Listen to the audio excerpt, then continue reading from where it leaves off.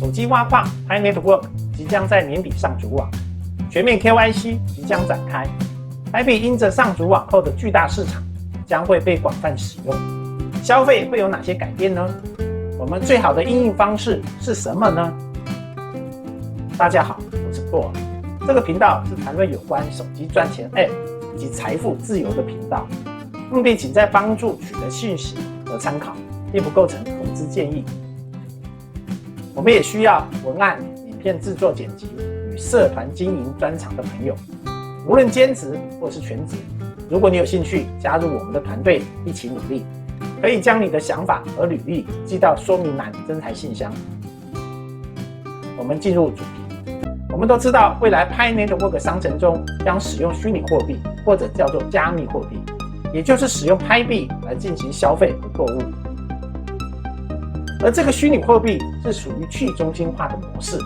这个模式的优点有交易速度快和手续费低，甚至于在某些情况下还免去手续费。过去我曾说过什么是去中心化方式，但是还有不少朋友问我相关的问题。这里我换另外一种方式来说，看看可不可以更理解。过去我们的金融交易模式都是属于中心化监管的方式。这种方式好比说，有一个班级，我们选了一个班长老李，他的手里有一个记账本，这账本记载着班上所有人的交易记录。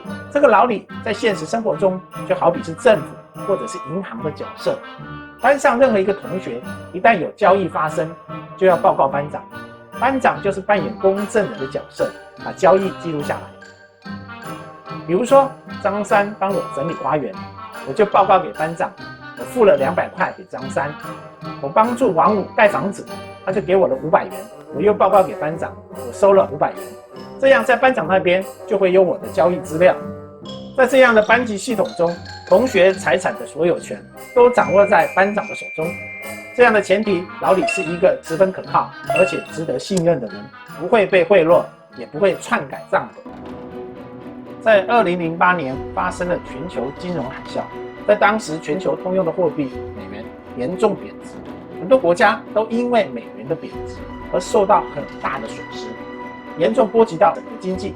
在当时就有某个国家的总统说过，他们得到了我们的石油，却给我们一文不值的废纸。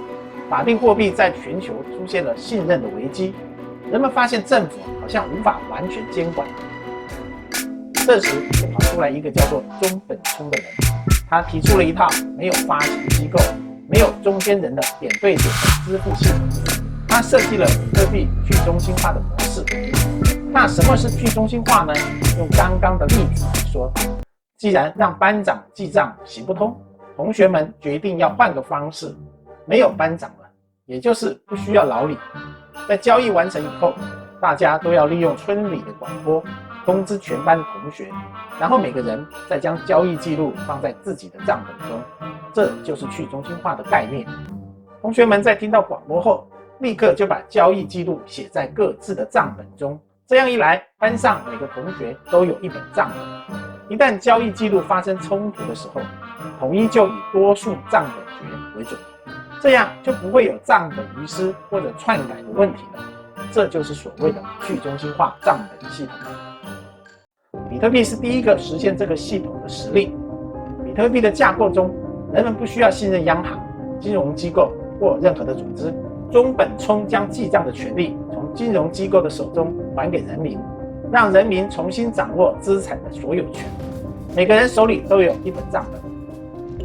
Pi Network 有许多生态和庞大的消费人口，大家每次交易都使用去中心化的Pi币，这样会让大家越来越习惯使用虚拟货币，也会发现去中心化的好处，带动货币去中心化的速度。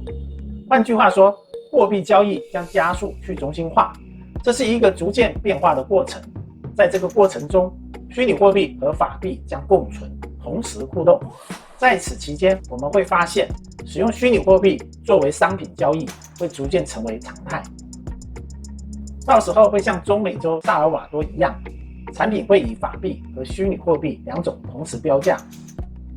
在Pi网络生态系统中，交易是使用Pi币，法定货币必须先转换为Pi货币，然后才能作为交易使用。